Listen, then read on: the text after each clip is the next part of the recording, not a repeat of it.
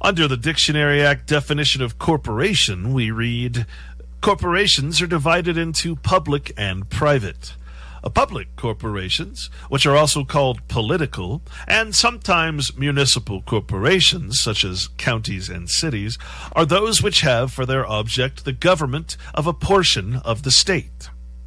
Another class of public corporations are those which are founded for public, though not for political or municipal purposes, and the whole interest in which belongs to the government.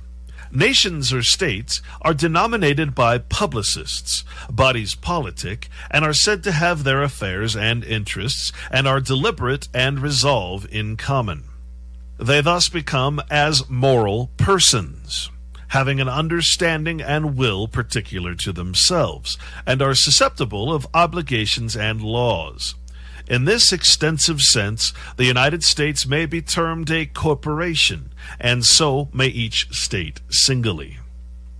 In the case of Dartmouth College against Woodward, Chief Justice Marshall describes the corporation to be, quote, an artificial being, invisible, intangible, and existing only in contemplation of law.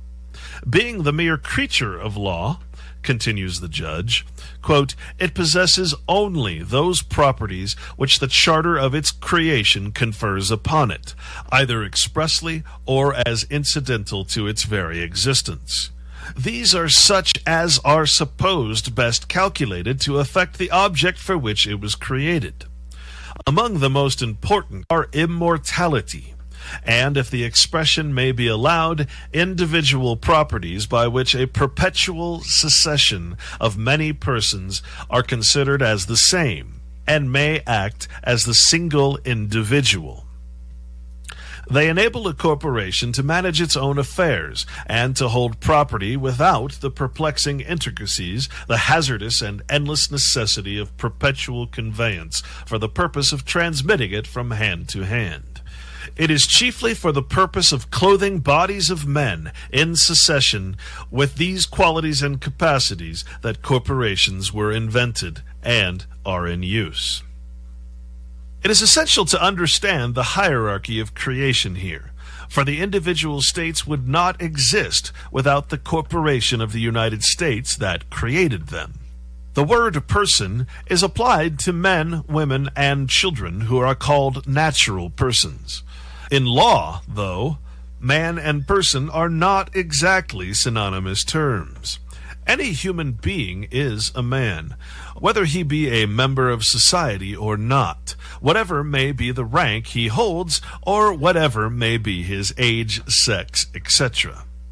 A person is a man considered according to the rank he holds in society, with all the rights to which the place he holds entitles him, and the duties which it imposes. It is also used to denote a corporation, which is an artificial person. But when the word persons is spoken of in legislative acts, natural persons will be intended, unless something appear in the context to show that it applies to artificial persons.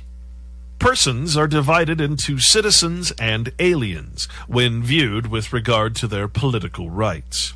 When they are considered in relation to their civil rights, they are living or civilly dead, sometimes called civil death, outlaws, and infamous persons.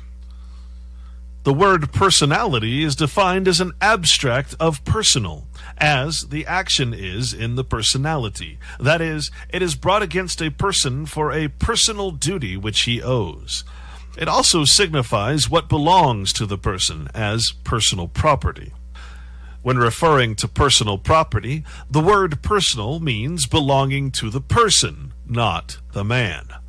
This adjective is frequently employed in connection with substantives. Things, goods, chattels, actions, rights, duties, and the like as personal estate, but in opposition to real estate, personal actions in contradistinction to real actions, personal rights, and those which belong to the person, not the man. Personal duties are those which are to be performed in person, referring to the man acting in the capacity of an artificial person.